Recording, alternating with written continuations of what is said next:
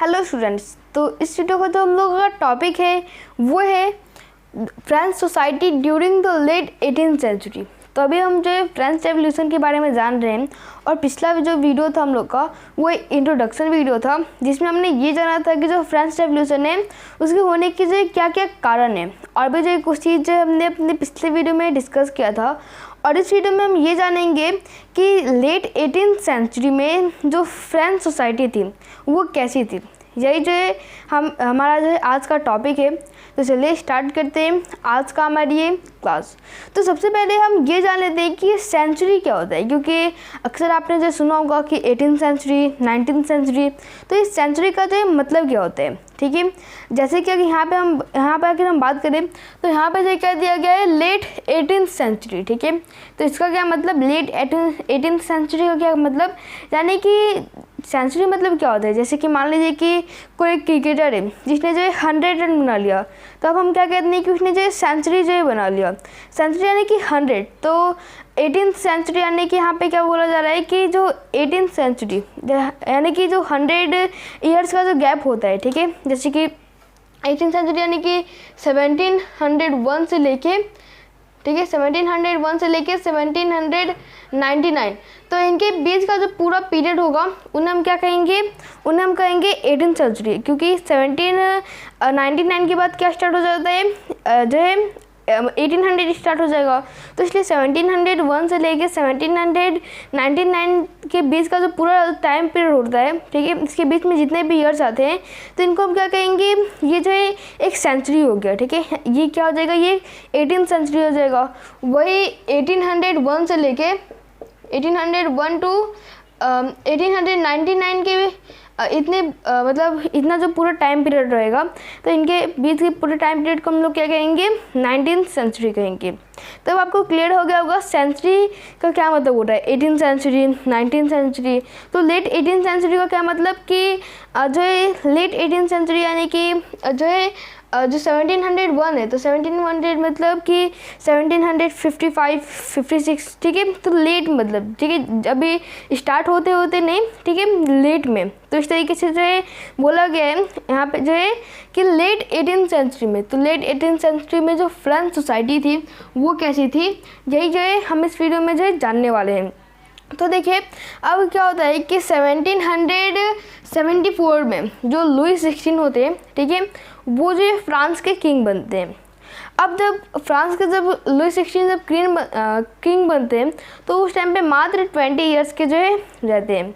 अब देखिए अब जो लुई 16 होते हैं वो जो कौन सी डायनेस्टी से बिलोंग करते हैं, लुई 16 जो है वो बिलोंग करते हैं बर्बन डायनेस्टी से। ठीक है, इनसे पहले भी जो इनके पापा थे, इनके दादा थे, ये सब भी जो किंग हुआ करते थे फ्रांस के। तो इसलिए जो है क्या ये डायनेस्टी था। और लुई 16 जो थे वो किस डायनेस्टी से बिलोंग करते थे, उस डायनेस्टी का क्या नाम था, बर्बन डायनेस्टी। ठीक है, उसके बाद जो लुई 16 थे जब वो राजा बने तो फिर उनकी जो शादी हो गई। ठीक है, उन्होंने जो शादी कर ली।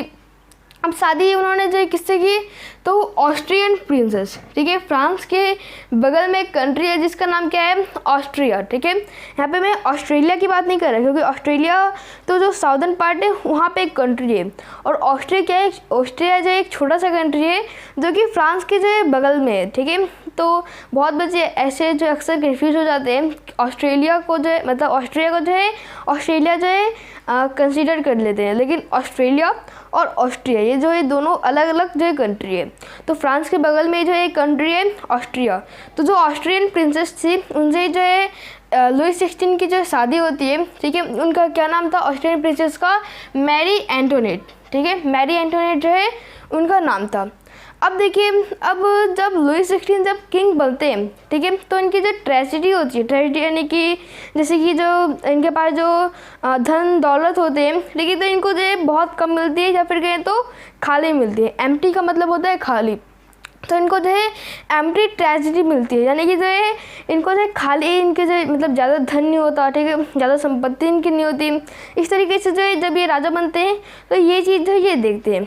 अब इसका रीज़न क्या होता है, वाई, क्यों जो है इनके पास जब ये राजा बनते हैं तो धन दौलत जो इनके पास कम होते हैं या फिर एक तरह से कहे तो होती नहीं है ज़्यादा। तो इसका क्या रीज़न था, तो ये जो है, क्योंकि ये बहुत ज़्यादा एक इम्पॉर्टेंट क्वेश्चन भी बन जाता है, इसलिए जो है इसके लिए जो है मैं एक अलग से टॉपिक बना दूंगा, ठीक है, रीजन फॉर एम्प्टी ट्रेजेडी। तो ये जो हम लोग का नेक्स्ट वीडियो का टॉपिक रहेगा, क्योंकि इसको जो हम लोग एक अलग वीडियो में स्पेसिफिक जो पढ़ने वाले हैं, ताकि हम लोग जो इसको अच्छे से जान पाए, ठीक है। तो अब आगे बढ़ते हैं, इसको जो मैं आपको नेक्स्ट वीडियो में अच्छे से बता दूंगा।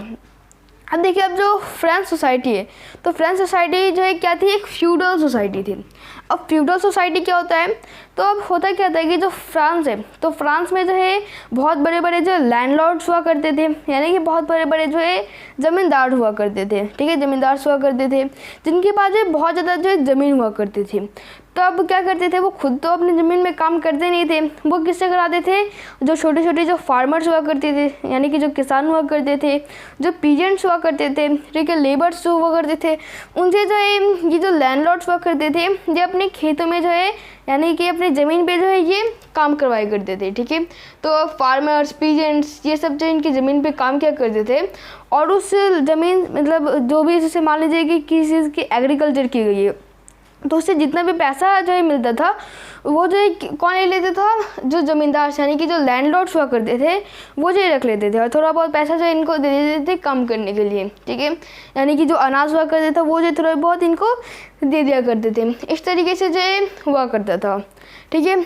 अब देखिए, अब क्या होता था, जो फ्रेंच सोसाइटी थी वो मेनली जो उस टाइम पे 3 स्टेट में डिवाइड थी। जैसे कि आपको पता होगा, जो हम लोग की इंडियन सोसाइटी थी, ठीक है, तो जब हम लोग का इंडिया इंडिपेंडेंट नहीं हुआ था, उससे पहले जो हम लोग की इंडियन सोसाइटी थी, वो जो 4 कास्ट में जो डिवाइड थी, ठीक है, ब्राह्मण, ठीक है, फिर क्षत्रिय, फिर वैश्य, शूद्र, ठीक है। तो इस तरीके से जैसे हम लोग की जो सोसाइटी थी, वो भी जो क्या थी कि अलग अलग मतलब पार्ट्स में डिवाइड थी। इसी तरीके से फ्रांस में भी जो है 3 स्टेट में जो है पूरी जो सोसाइटी होती है वो जो है डिवाइड थी, ठीक है। तो कौन कौन से स्टेट थे, फर्स्ट स्टेट, सेकेंड स्टेट और थर्ड स्टेट। अब जो फर्स्ट स्टेट है, तो फर्स्ट स्टेट में कौन हुआ करते थे, फर्स्ट स्टेट में हुआ करते थे क्लर्जी। क्लर्जी कौन, तो क्लर्जी जैसे कि आपने सुना होगा फादर, ठीक है, कि जो क्रिश्चियंस हुआ करते थे। तो क्रिश्चियन में क्या होता है, जैसे कि जो चर्च में जो होते हैं, ठीक है, जैसे कि इंडिया में, इंडियन सोसाइटी में पहले सबसे मेन कौन होते थे, ब्राह्मण हुआ करते थे। इनका काम क्या होता था, पूजा पाठ ये सब जो कराना होता था।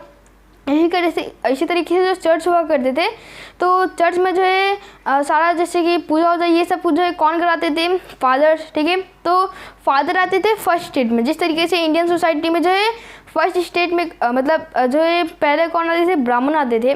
इसी तरीके से जो है फ्रांस में जो है फर्स्ट स्टेट में कौन आते थे, जो फादर हुआ करते थे, ठीक है, जो है चर्च में रहा करते थे, मतलब चर्च में जो काम किया करते थे, ठीक है। तो ये सब जो है किया करते थे।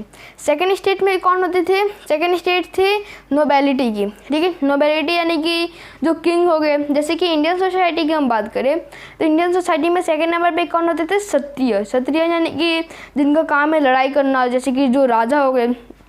इस तरीके से सेकेंड स्टेट में जो है फ्रांस में नोबेलिटी के थे, जिसमें जो किंग्स आया करते थे, ठीक है। तो ये हो गया। उसके बाद जो थर्ड स्टेट है, तो थर्ड स्टेट में जो बिजनेसमैन हुआ करते थे, पीजेंट्स हुआ करते थे, मर्चेंट हुआ करते थे, लेबर्स हुआ करते थे, तो और जितने भी जो लोग हुआ करते थे अलग अलग प्रोफेशन के, वो जो थर्ड स्टेट में आया करते थे, ठीक है। जैसे कि इंडिया में जो थर्ड नंबर पे जो कास्ट है, वो भी जो है किसका है, वो जो है वैश्य क्या है, ठीक है। तो अब वैश्य क्या थे, वैश्य में भी जो है जैसे कि जो ट्रेडर्स हुआ करते थे। तो इसी तरीके से जो है फ्रांस में भी जो है 3 स्टेट में जो है मतलब जो सोसाइटी थी वो 3 स्टेट में जो है डिवाइड थी, ठीक है। अब देखिए, अब जो थर्ड स्टेट है, तो थर्ड स्टेट का जो पॉपुलेशन था वो जो है 90% था, और बाकी जो बचे हुए जो 10% पॉपुलेशन थी, उसमें फर्स्ट स्टेट और सेकंड स्टेट के जो है लोग थे। यानी कि सबसे ज़्यादा पॉपुलेशन कौन से स्टेट में था, थर्ड स्टेट में था, ठीक है। लेकिन भले इनकी पॉपुलेशन जो है 90% थी, लेकिन जो 60% लोग हुआ करते थे, ठीक है, इस पूरे 90% पॉपुलेशन में से, तो वो 60% जो लोग हुआ करते थे, उनके पास एक खुद की ज़मीन नहीं थी, ठीक है।